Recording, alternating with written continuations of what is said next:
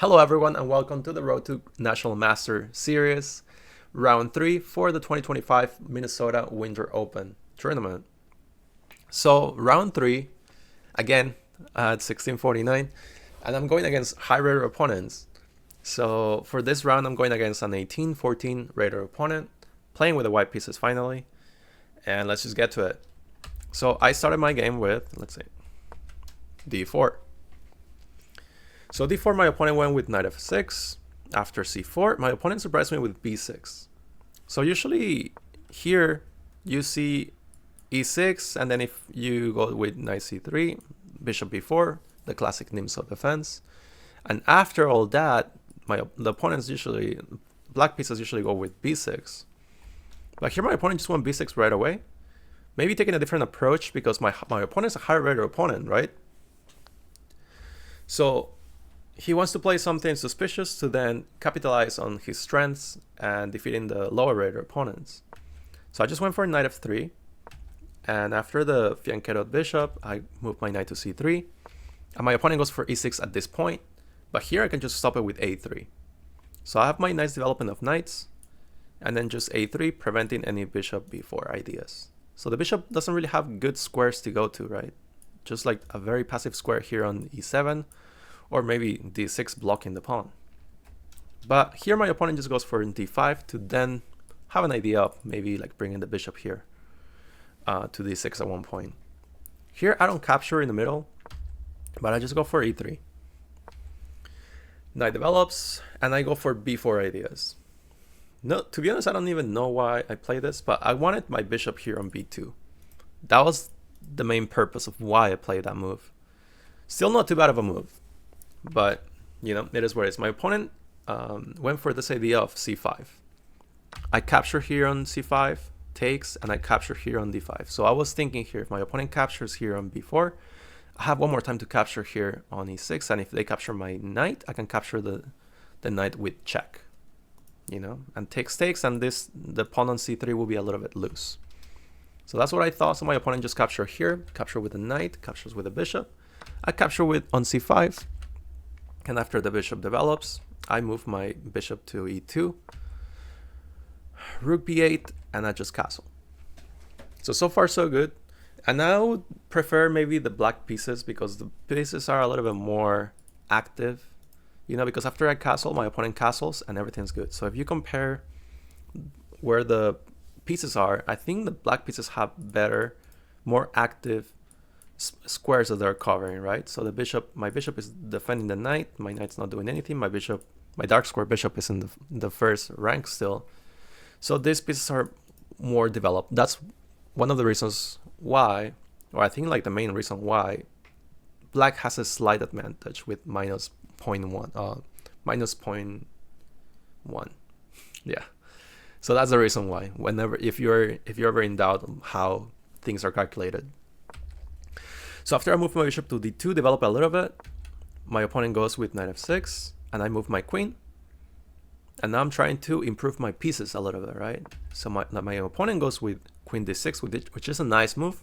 Now putting a little pressure on e3. So here I can try to defend this pawn by either pushing it forward to a4, or bring my bishop back to c1, sorry. But that's, I don't think, the best move, right? Because if this, maybe my opponent has ideas of rook here, and then have some discover captures maybe here or here, you know? So that was not good. So I just went for this trick. Although knight d4 is an inaccuracy, I thought it was a genius move. Because it makes sense. It made sense in my head. Because now, if my opponent captures this pawn on a3, we have a move knight b5, right? Knight b5 is a nice move because now he attacks the queen, attacks the bishop, and now I'm winning a piece, pretty much. So let's say, like here, the best move is for the rook to be captured, to capture the knight, be done the exchange, but it was for a knight and a pawn, you know. And then maybe like the next move is just bring the bishop here and then just claw it here on b6. But I'll be up the exchange and a pawn. So that will be the move. But my opponent didn't go for that. So after this move, he probably caught him off guard, to be honest. Because he said, oh, I cannot capture this pawn because of that move, right? But then my opponent went for, let's see, bishop e4.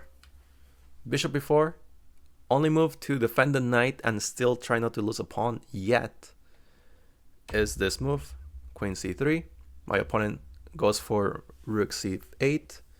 And here we need to find, I mean, if you can try, you want to pause the video, try to find the best move, the top engine move in this position. So here I play the move rook fc1.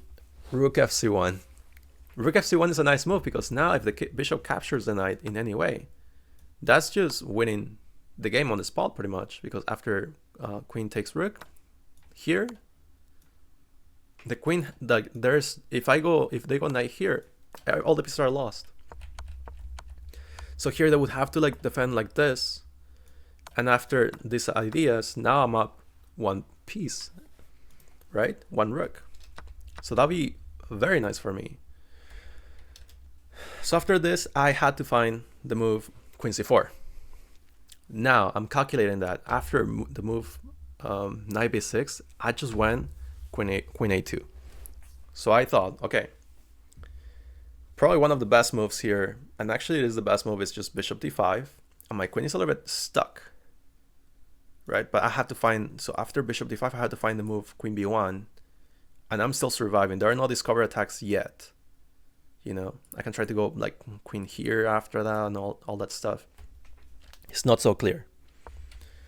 But after this move, my opponent went with bishop takes knight because he wanted to win the pawn. After the queen takes the pawn, I activate my bishops. So now I'm trying to play with what I got, and I'm trying to claim that having the bishop pair is very good in this position despite losing that pawn. But my opponent is also thinking I'm a stronger player, or that he's a stronger player, and being up a pawn, being a stronger player, that's definitely going to give him the highest chances to win the game and claim the advantage.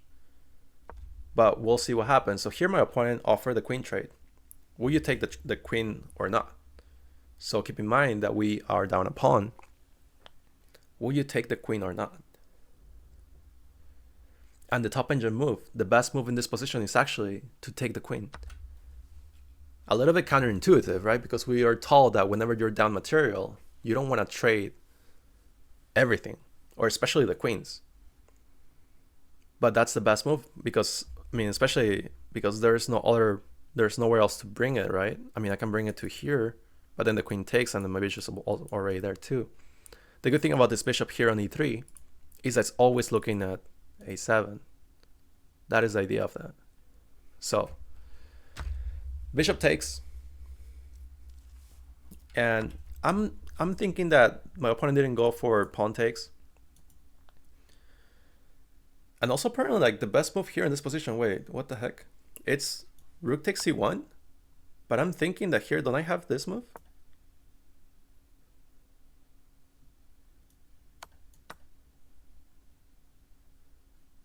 I actually like this position for the white pieces. It says the black is better, but I really like this position for the white pieces because my bishops are always looking at this scope, and I'm keeping the rook. Wow,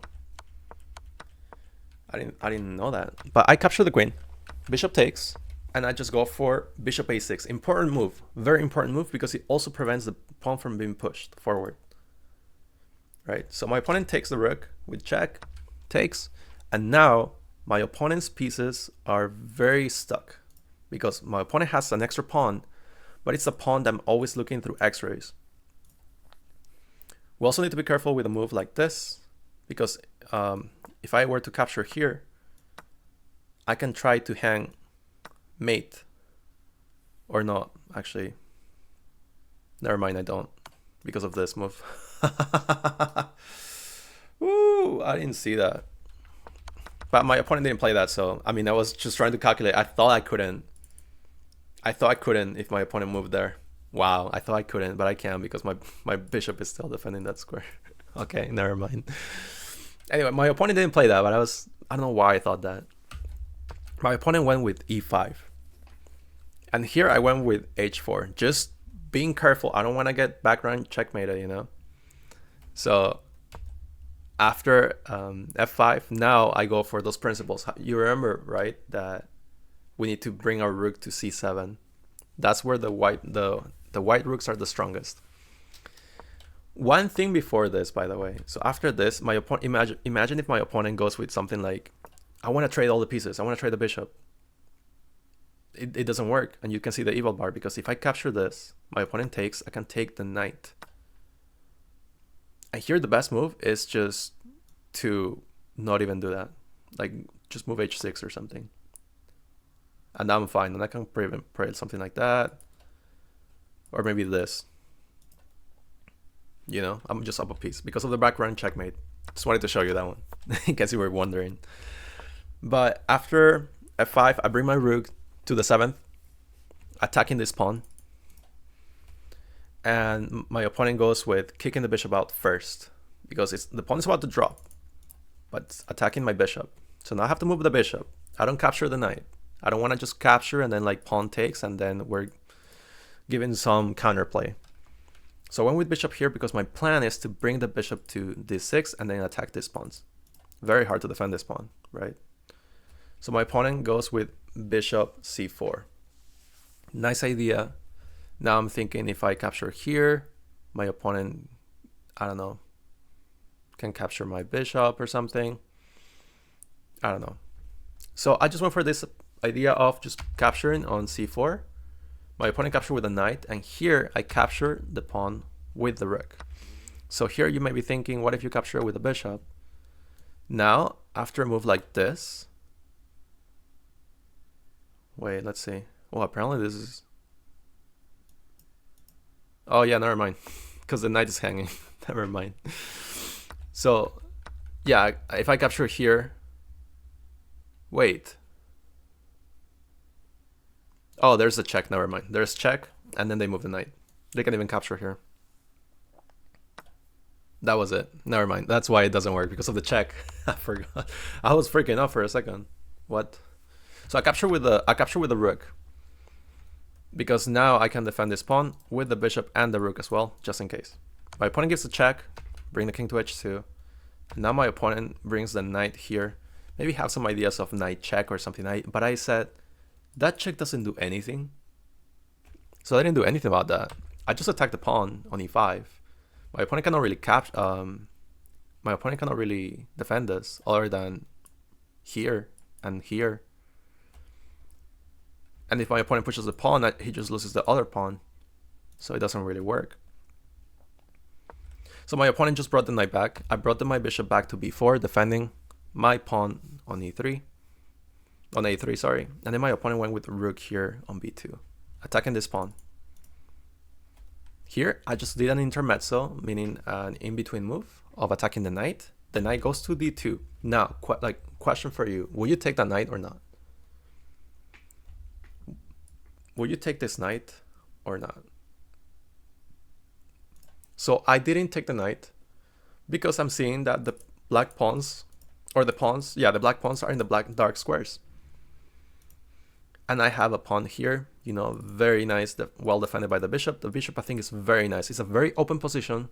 So I think that's very good for the bishop. I think the bishop is stronger in this position because of the open board.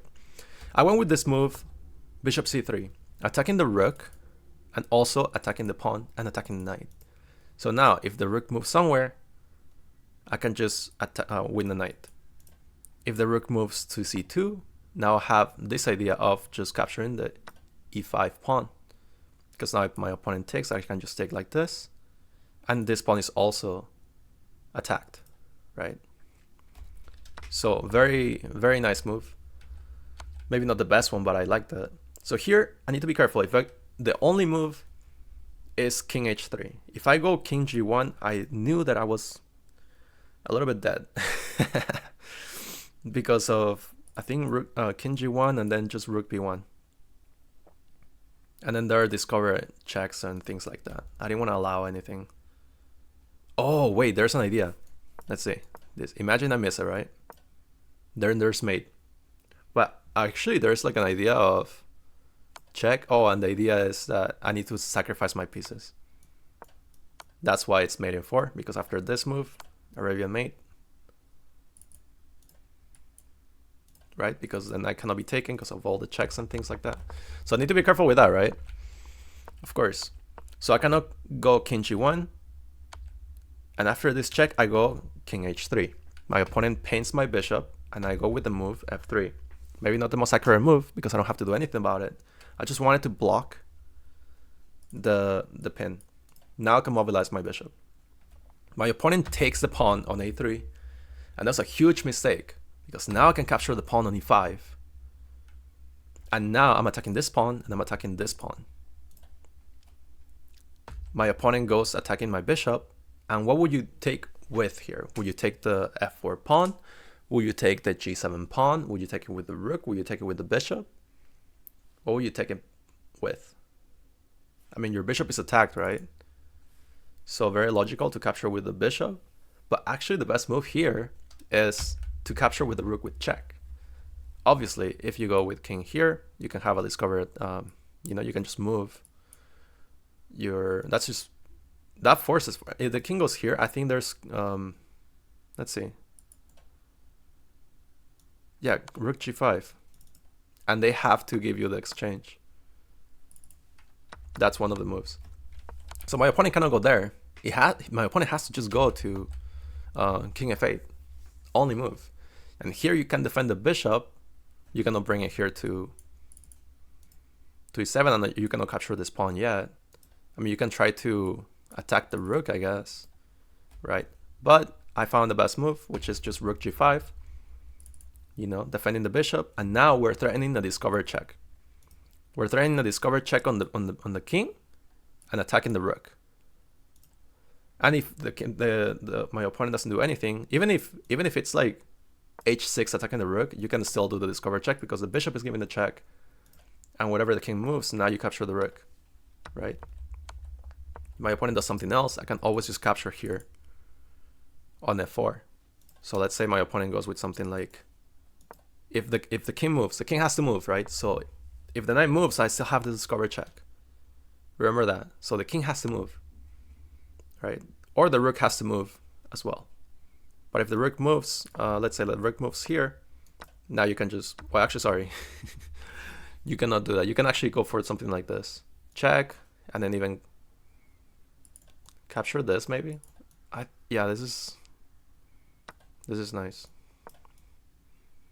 Maybe something like this. And then just bring the bishop back or something. I'm not sure. Oh, you can even do this, I guess, if you want. Anyway, okay. So after the check, bishop g5. My opponent played this move. 93. And then he resigned because he realized that he missed the discover attack. After playing 93, my opponent resigned, and I got my first win at the tournament after 2 losses, round 1, round 2, and then I got my first win against a over 1800 rated opponent. So it was nice because he said, oh shoot, you know, he missed that I have the discover attack, and I just went to rook. And this pawn is hanging too, so everything's, that's it. So we got the win, we got the W, and here's to follow this recap, you have the little clip of me talking in the car about this round. So I hope you like this video, and I'll see you for round 4. All right, bye. Hey guys, on my way back home after round 3, I just wanted to talk to you guys about whenever you feel like you're not good enough, you need to get that thought out of your head, man. Because you know what? You're good enough. You are capable. You are strong. You are smart. Even if if you thought your whole life that you were not smart enough because you will compare yourself to other people, you should get that thought out of your head, man. Because you are all smart enough to be whatever you want to be in life, huh? After round 3, well, I guess like before round 3, I was so upset that I couldn't win my round 2 game because I just blundered a checkmate into. It sucks. It totally sucks, man. But we got back up, you know. We got the dirt out of our faces, and we played our 3rd round against someone that is about a couple hundred points higher than us, and we won. In that end game, it was nice to have the bishop pair. Actually, I feel like my opponent should have hung on to the pieces. To be honest, he should have hung on to the pieces and not allowed counterplay by giving me the bishop pair. Yes, I was down a pawn, but then the bishops, we play well, man. We played it well. And even from the previous losses, round 1, round 2, you guys just try to learn from my mistakes. Try to learn the things that happened, because these are against strong players, man. These games are against strong players. So you guys should maybe study those games if you want, you know. A couple of games in the Caro-Kann as black. 2nd round, we had a good position. We called the bluff the 2nd time, not the 1st time, because the 1st time I don't think it worked. Because of bishop takes, pawn. Unstoppable checkmate, kind of. But round 1 even, we were at like -1 at a certain point. I should have just defended the pawn with my queen and then bring the rook up. But then round 3, man, we did it. We're hopefully not losing too many points from the first two games. Maybe it's a little bit even, but now with a different mindset, a little more relaxed, just more relaxed for rounds 4 and 5 tomorrow, on tomorrow Sunday. The games are long, man, but it's not just a game of chess skills, but it's also about mental fortitude. And I feel like my focus will be I feel like my chess skills are there, man. You know, I definitely need to improve in certain things, theory and stuff like that, of course. We can all improve in anything, right? In any aspect. But it's more about, I mean, my mentality is there, but my experience with over-the-board tournaments and fatigue, mental fatigue, I need to work on that a little bit. And also I need to work on self-affirmations, because we're all good enough, man. For those who, like, as I mentioned before, you guys should look into participating in like over-the-board tournaments. That's a great opportunity to meet people, make friends, learn from people that are better than you, you know? And that's a great time for you to actually take your time to think your moves, you know? Think about your moves without just like blitzing things or playing super fast. It's a different game. It's a different game when it's over the board. It feels like a different game for sure. So you guys should check it out. Even if you think that you're not good enough yet for it, you should go for it, man. You should go for it. You shouldn't wait. You shouldn't wait for over-the-board tournaments.